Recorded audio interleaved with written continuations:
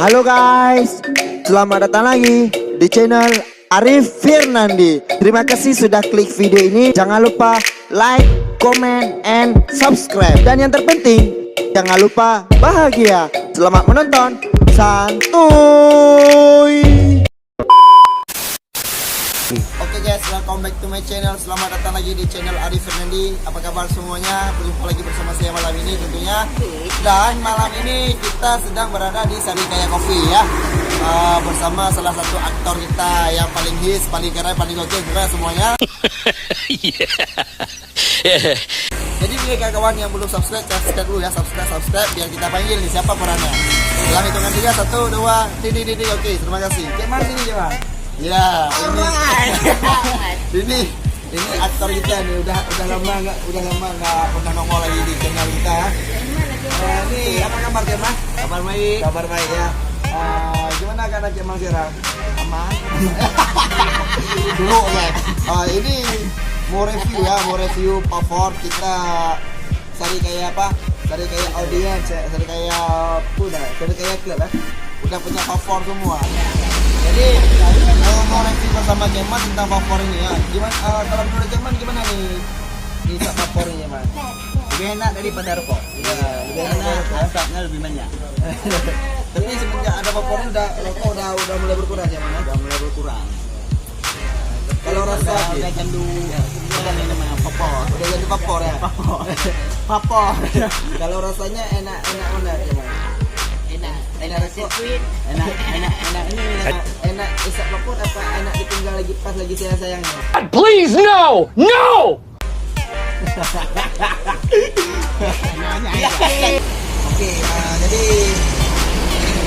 ceritanya lebih tinggal Pak Ceman.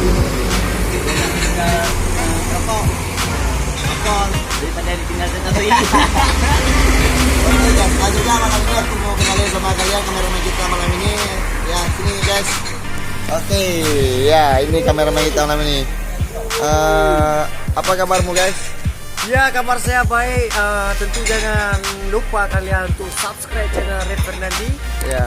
Link ada di bawah ini. Teng. Oke, jadi rencana kita ke depan apa nih guys? Untuk membangun sebuah channel yang sangat berkembang. Tentunya dengan dukungan kalian semua. Oke. Oke, setuju. Alright. Thank you for watching. Jika kalian suka dengan video ini, jangan lupa komen dan subscribe. Jika kalian suka. Tapi guys ada challenge-nya. Kalau mencapai 1000 like apa? Ngelakuin apa kita? Ya, kita akan melakukan sebuah ritual atau sejenis memukul lawan. Ya, pasti kalian ingin sekali kami melakukannya, maka harus tunggu dulu like penuh ya. Kalau mencapai 1000 like kita akan 1000 like. buat challenge apa? Challenge ngeprank di mall. Ngeplan di mall ya? Ini Aceh bro. Oke. Kalian prank. Alright. Oke. Oke guys, ini kita pegang dulu kameramen.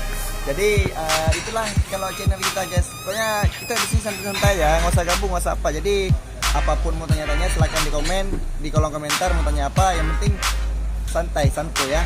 Oke, mungkin itu dulu video malam ini, video gila kita. Jangan lupa like, komen, dan juga subscribe channel ini untuk bisa terus berkembang, terus belajar, terus berkarya. Jangan lupa bahagia, jangan lupa santai. Thank you for watching, stay tune terus di channel Arif Firnandi. Sampai jumpa di video selanjutnya. Peace.